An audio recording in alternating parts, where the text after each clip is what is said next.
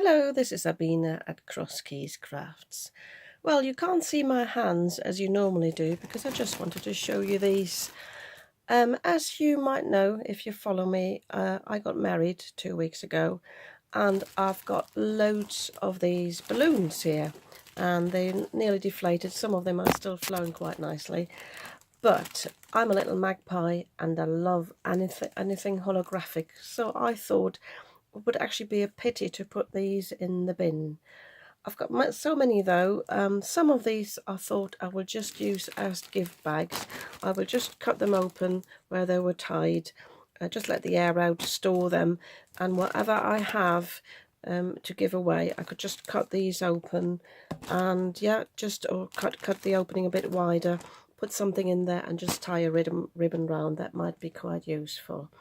But obviously for this video, because this is a card making video, I want to show you how you can utilize these and use them for something else. The only problem with these is because they have been folded before, you can see these crease lines. So I need to show you, or I would like to show you, how you can get rid of these or how you can disguise these. So I'm going to shut the camera off for a moment.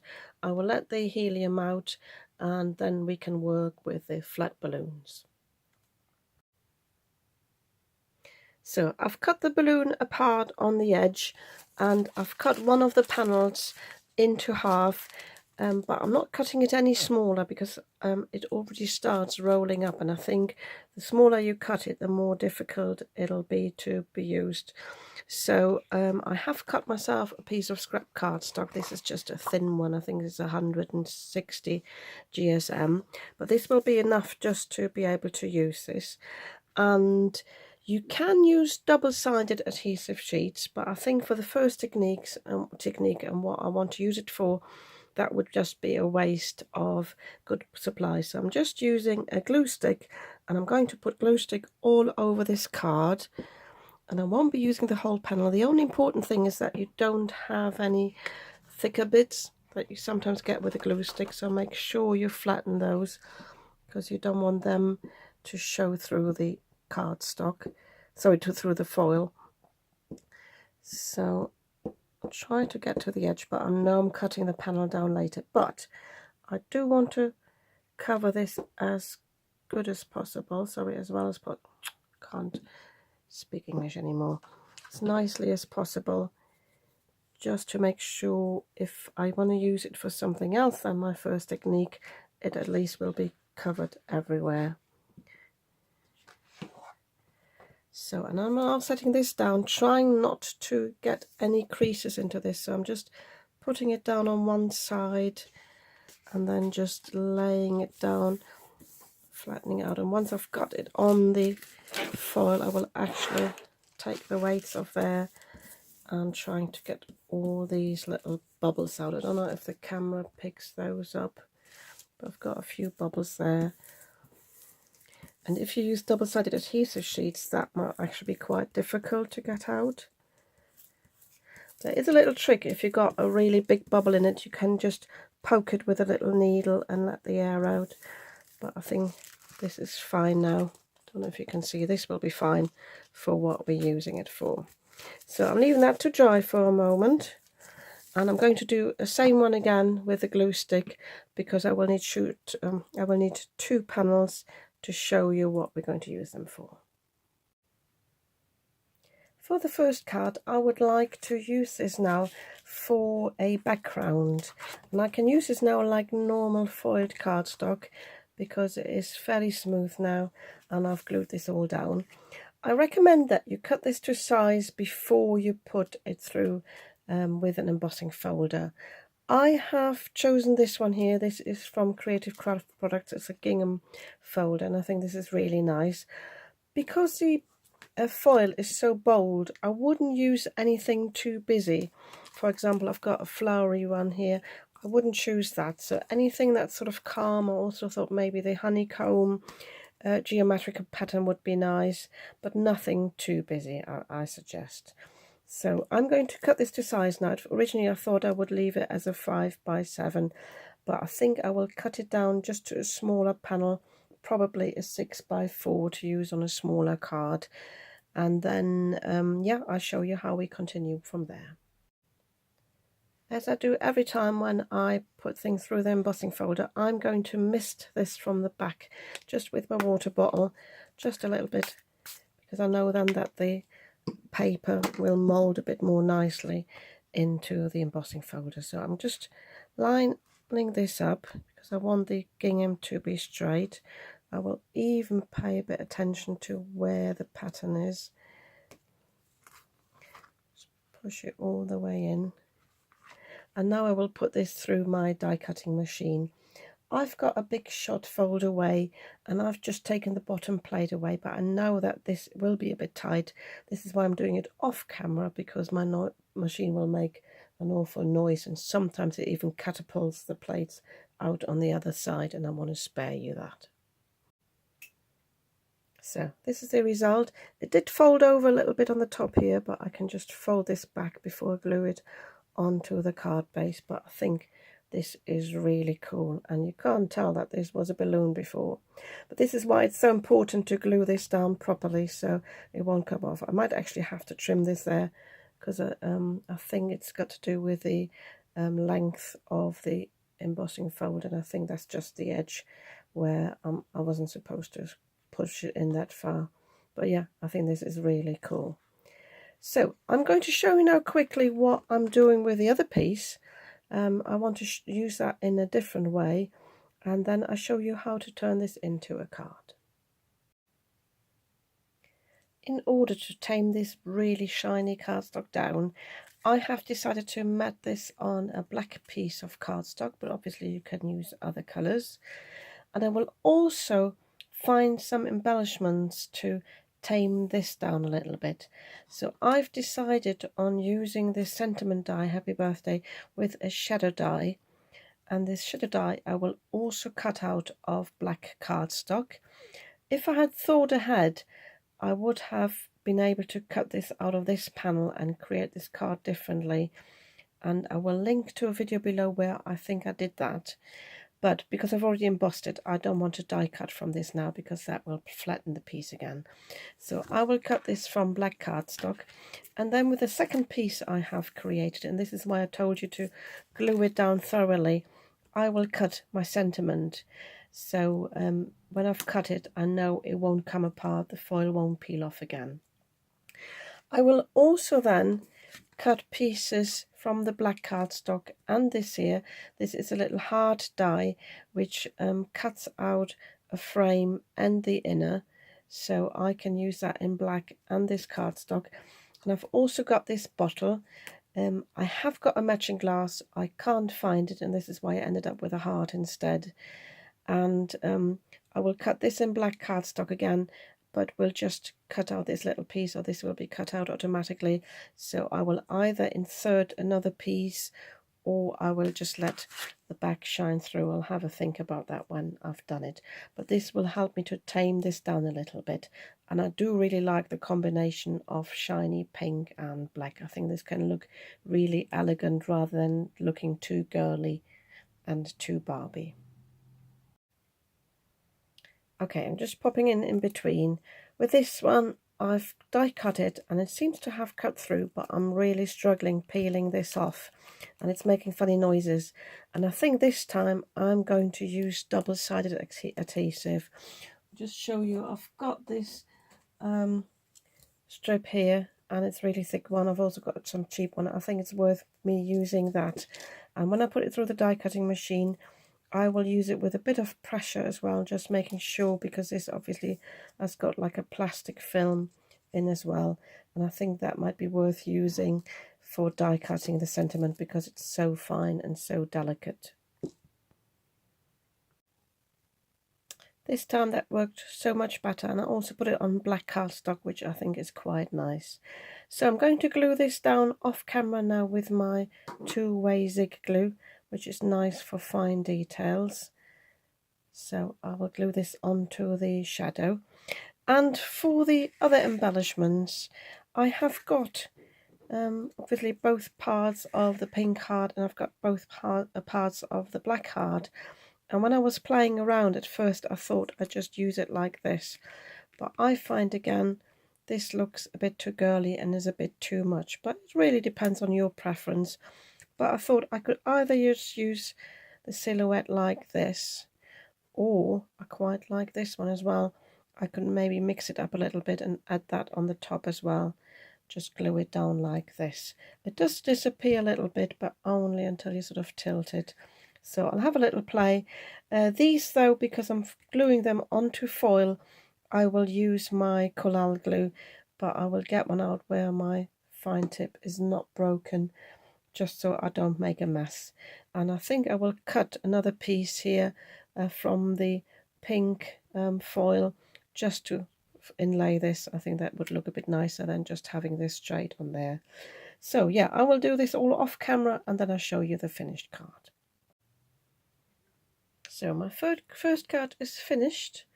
I'm really pleased with this. Just a little warning, if you use collal glue, sometimes you can take the colour of foiled cardstock, or even the foil here. So I've got a spot here that's just silver, but you can remedy that either use an alcohol marker, or I'm just using my Sharpie and I'm just going over it lightly, and that spot has disappeared.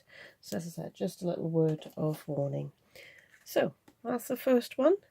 And now I'm going to show you a second way.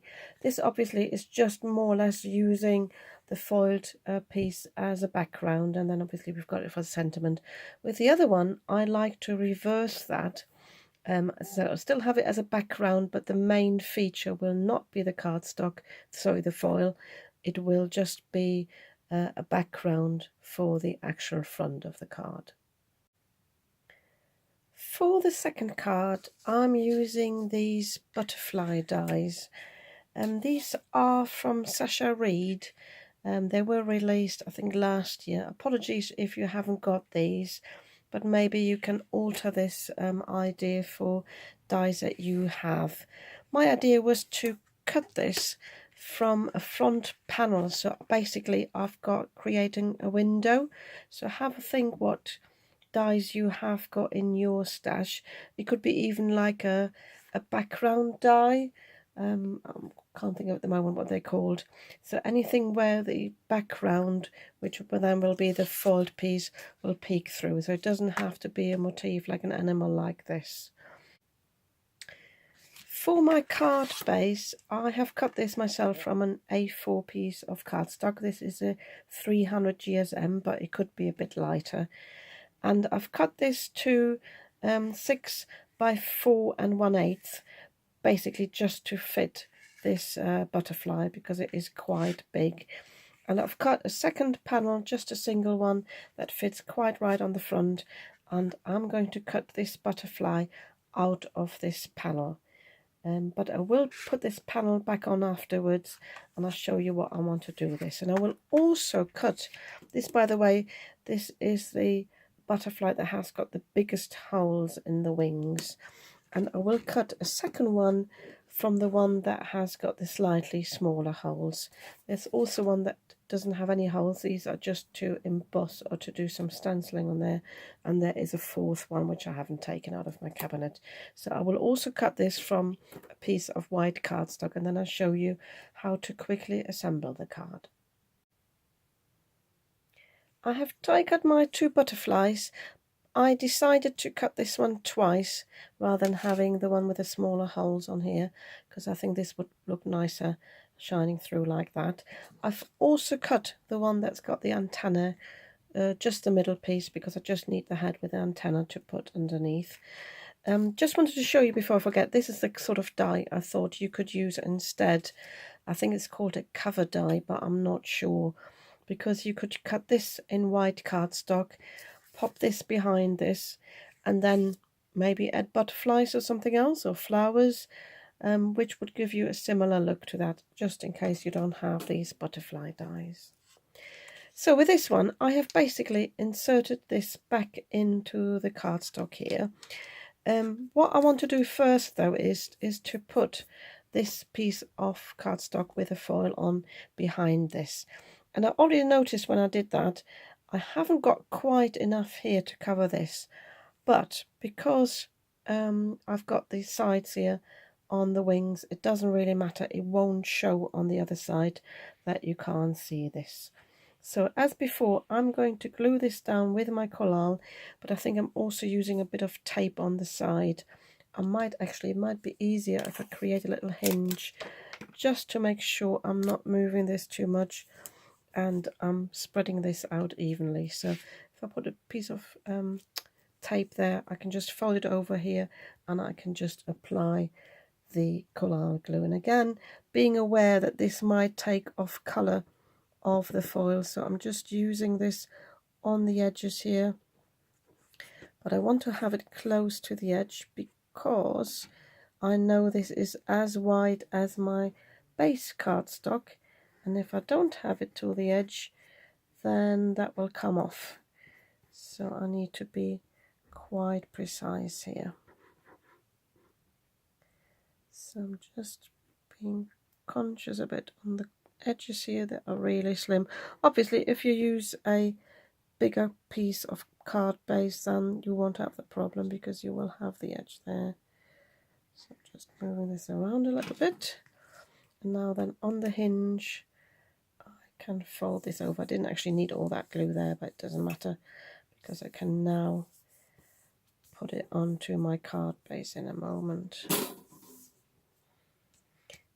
So I'm just gluing this down now. I'm a bit conscious actually because this is, no, that's actually thin enough, so it should be okay to put that on the card base because I've got a bit of an edge here, but it should be okay.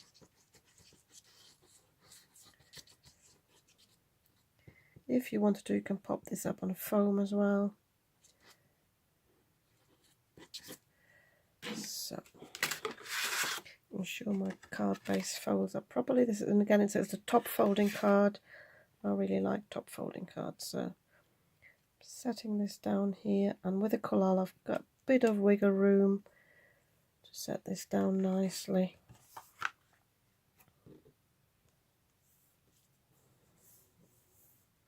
And when it's in place I can press this down. Oh, and that's the other thing, I have a bit of the foil ink on my finger and it just came off there. I'll have a look if I can get rid of that with my glue eraser afterwards, so be conscious that the colour of the foil does come off with the collal. So pressing down properly here.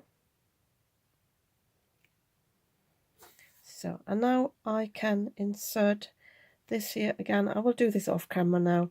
I will put plenty of glue in the back without it oozing out too much, and I will insert this in here, and then again I think I will do this off camera. I will just cut off the head there, place it behind this piece, and I will just show you that on camera. I will score this top butterfly because I want to fold the wings up.